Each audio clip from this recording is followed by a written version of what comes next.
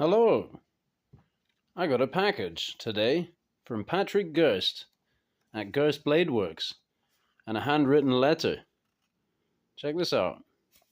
Hi, Eric. Good morning, afternoon to you, depending when you get this.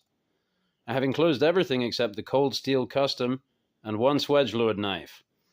I need a bit more time with them, and consequently to get another belt grinder and abrasives. My grinder shit the bed finally after this last project. Unhappy face. Ask your contact about them, don't forget, I say. I've also included an Ultem fidget toy slider, the friction folder, and a flashlight that I thought you might find some use for on your property. I had to switch pens because it keeps jamming. Pins? We'll figure that out later. I hope this finds you well and that you enjoy everything in its entirety. I still can't help but feel like I'm forgetting something, but oh well, I'll remember as soon as I had it to the postman.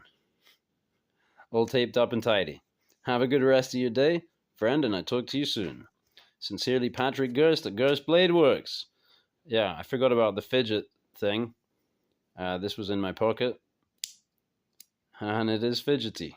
So, I guess this is this Ultem stuff. This is what it sounds like if it falls on the floor. It's more hefty than a piece of Lego, but, you know, non-metallic. And it does that. Oops. I guess that's a big feature is the acoustics. Ah, man, I can't do it with the Band-Aid. Whoops. Let's try that again.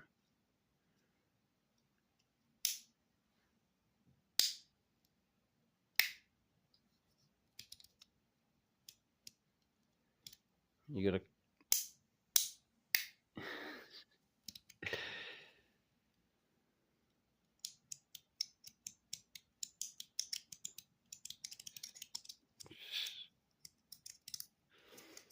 Thanks, bro. Just what I needed.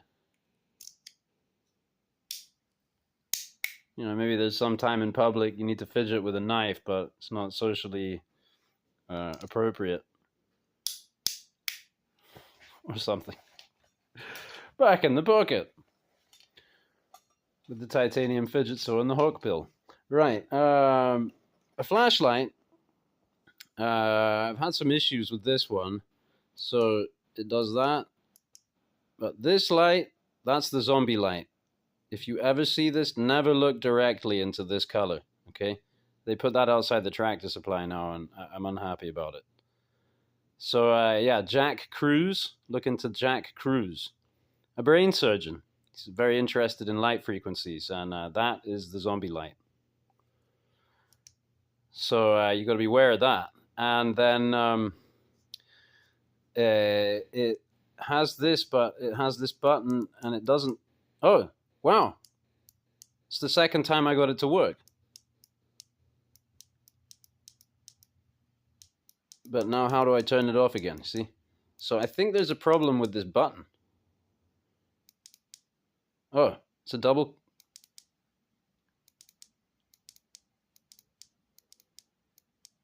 Right. Well, that was kind of annoying me. I couldn't figure it out, and I couldn't even get... This is the second time I got... Now this is the third time I got this light to switch on. But now I can't get it to switch off again. Oh. Well, it was a double click before. Huh? Okay. Press and hold. Nothing.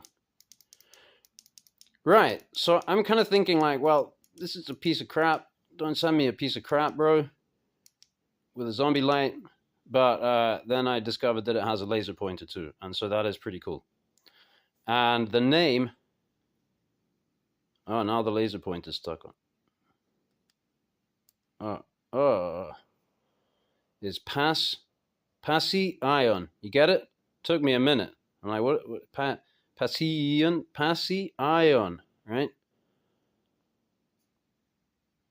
I think they nearly outdone themselves on that one. Okay, now If anyone's looking to make a hot new flashlight brand, I got a hot tip for you. You gotta give me 10%. Pocket. Let's take a look at the Mura Garberg in Dollar Red. Man, I love this thing. I never handled one. You know, I've seen them around. People talk about it. The Mura Garberg, blah, blah, blah. I'm kind of not that into like the plasticky thing, except that, I don't know, something about this one is winning me over. Now, it looks like he convexed the edge on this. Put a little recurve in there. I love it. A little issue here, but I used this earlier outside, and it's working fine. Oh boy. So yeah, he likes his convex things, does Mr. Gerst. And I like him too. Pocket.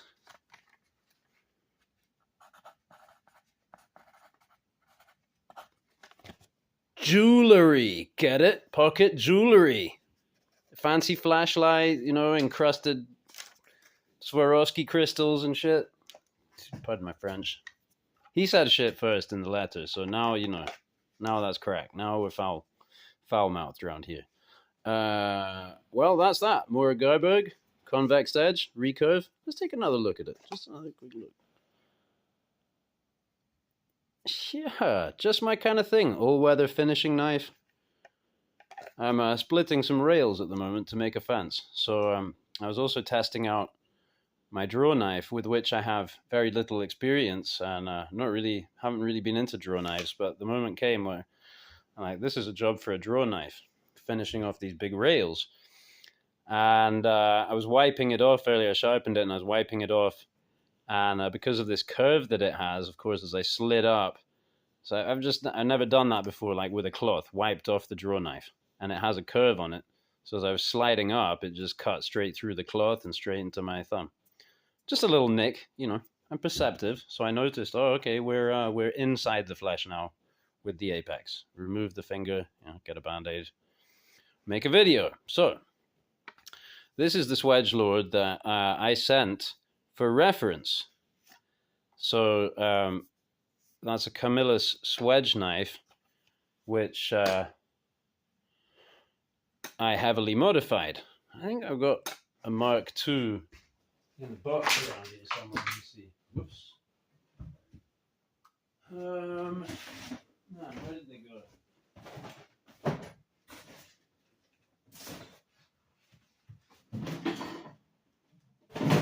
Alright, never mind. If you're really curious, you can look it up. Camillus Swedge knife. And so this is a Mark II, where the Mark I had this grey plastic and no lanyard hole, and on the packaging it advertised it as a swedging knife, and now they say great for bushcrafting on the Mark II.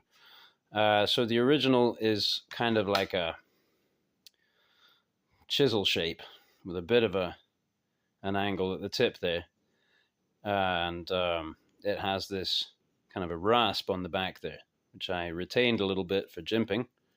This makes a great jimping, this crisscross pattern, and I did the twine carta and stuff, and this, I put this kind of full convex on it, and I just love the way this thing handles. It's a pretty cool kind of bushcraft knife, slightly Warncliffe influenced, obviously, and so I bought a load of more of these Swedge knives. I bought like, I don't know, 7 I think of them. And so I sent a couple to Mr. Gerst, along with this for reference, and said, you know, regrind me these couple, because we're doing deals together, we're trading stuff and so forth. So I'm like, regrind them using this as your reference. And I did want a slightly different profile, I thought this blade ended up being a little fugly. And so I drew out the profile on the next one, and he got that gorgeous, right? Really lovely with a really nice 90-degree spine. He did not, however, do the convexing. That's somehow didn't get done. So there must have been a misunderstanding, but that was the intention. And so perhaps he'll want to do that, or I'll do it. But yeah, I love the shape that he put on that. Absolutely fantastic. So yeah, I'd like to get this made up into a kind of a Mark II, this kind of notion, but probably take the whole handle off and just do a whole new handle for this one, and try and get the sway back. And again, this handle is very comfortable and very effective, but it's a little, the whole thing is just a little hard on the eye, So I'm going to try and get this one beautiful, but as functional as this one. And we'll do that with a couple of more. And see if we can get them out there. Kind of a calling card. Skolder Gerst collaborations. So we'll move on to the friction folder. The friction folder. So he just decided to send this to me. He showed me a picture. He said he was going to send it to me, and I thought, well, that's cute, but Warncliffes with a sway front handle really annoy me. As a rule, I might make an allowance somewhere, but it's actually the wrong shape handle. For the handle should be this way around. If you had that sway back handle, yeah, nice, hold like that with your blade. So as soon as I saw it, of course, I was like, well, if he's going to send it to me, I might have to see whether I can flip it around. And at first I thought just move the stop pin, which would require some drilling and stuff, but also this would be in the way. But if we move the stop pin and just cut the blade down, make it shorter, then it would fit in, just fit through there. It doesn't have to be that much shorter. So I don't know. Maybe I'll just keep it like this. I thought it would be a very cool UK carry for someone who likes it. It's very weighty. So it's kind of annoying, but we shan't dally too long looking the gift horse in the mouth, but rather move on. Now this is something that I have to do for Patrick, is put a handle on this cute little thing. So dinky. I didn't realize when you sent me the picture quite how tiny it is. I think it's a Beavercraft, is that right? Is that what I'm seeing there? Yeah. Little Beavercraft whittling blade. So that's going to be fun. I have a reference knife.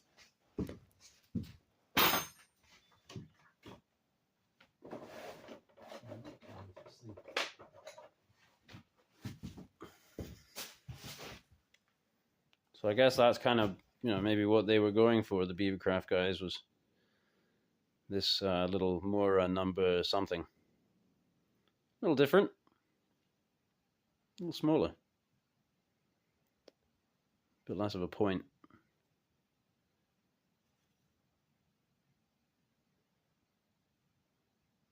Thinner stock. Looks cool though. So yeah, I'll slap a handle on that. Maybe make a little leather slip. A la Castrum. I really like this design. It's very simple. Should get me a rivet thing. Now this, I had no idea that this was coming. And this I'm quite keen on, actually. And it's fun because, oh my goodness, I left one behind. Can't believe I did that. Oh no, I didn't. Right, I didn't leave one behind. That's fine. We were going to have 10 of these, but somehow that turned into 8 plus 1 in S1 tool steel. But we'll get onto these. But it's just interesting, the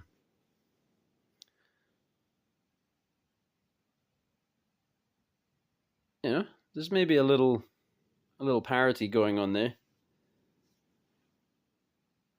So cute. And absolutely ripe for a rehandle. Man, where did I put my whittler? It's here somewhere.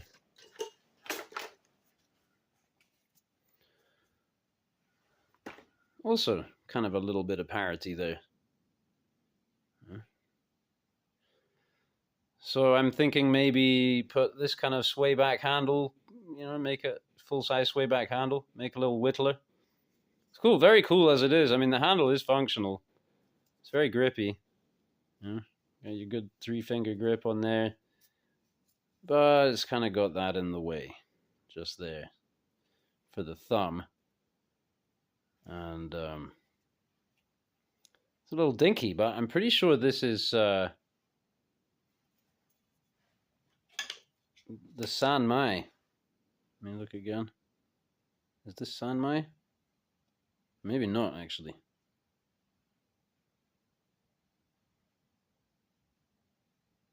I should have looked it up. Armiger 2. What's the steel? Right, because it says Taiwan. Oh. Am I seeing a line in there? Is that the line of the San Mai transition right there in the bevel? That would be a little odd.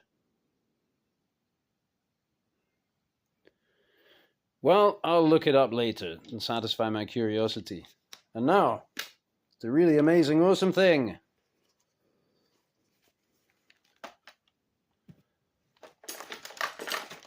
Okay, here's the OG.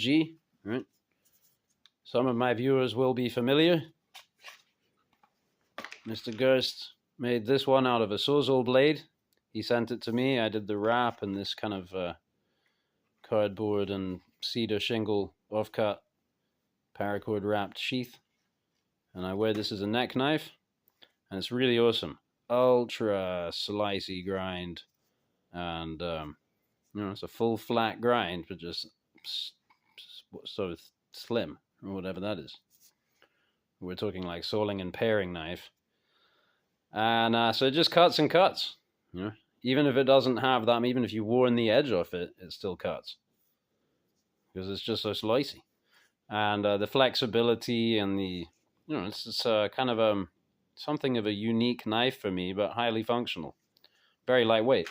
I enjoyed so much, thought it was so brilliant. I asked him to make some more. So that I can sell them for my $20 knife offer project. And so this is a special one, apparently, just for me in S1 tool steel. It's a little different. And I just think this is so awesome. So beautiful.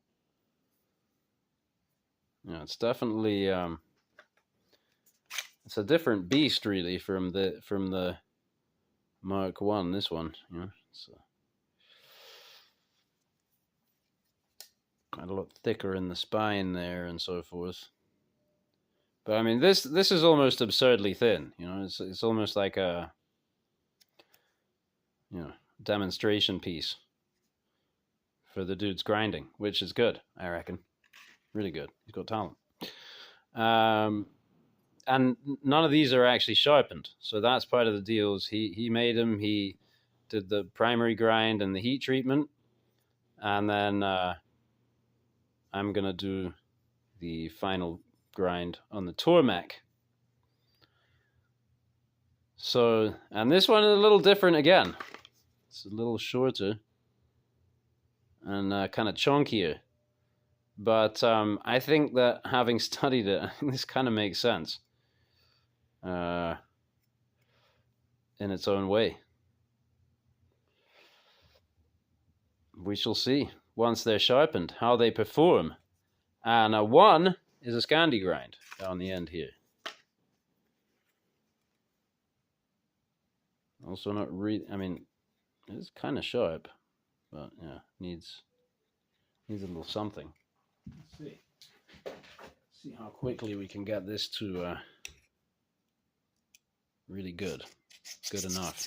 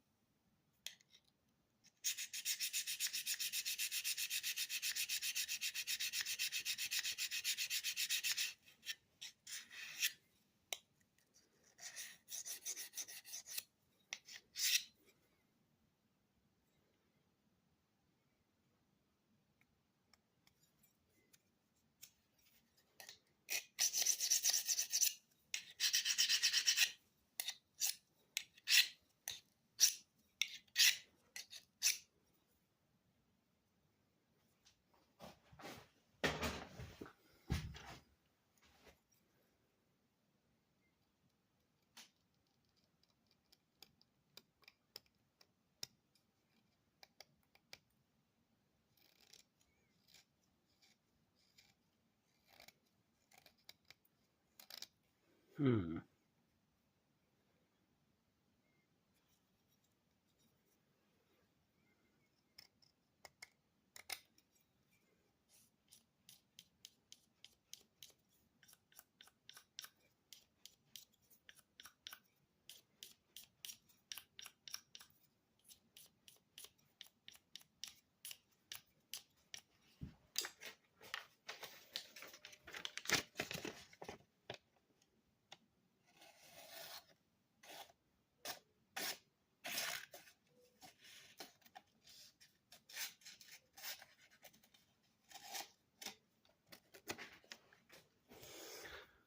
Not sharp down there.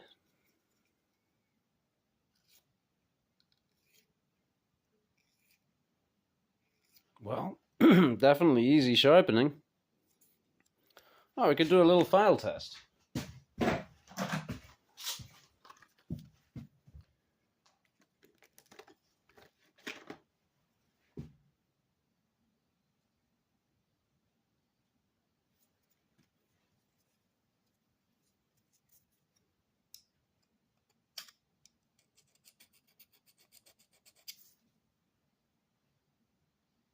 Ugh, excuse my horrible blister that popped. Is that scratching? Yeah, that's scratching a little bit.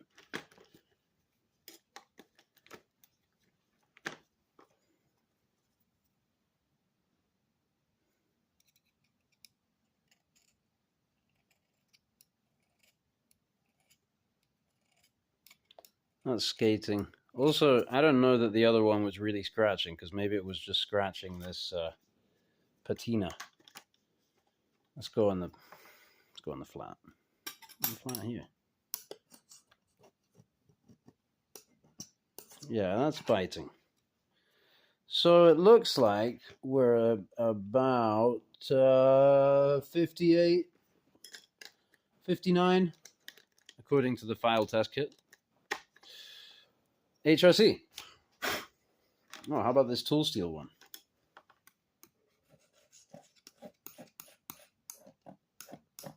Yeah, maybe about the same.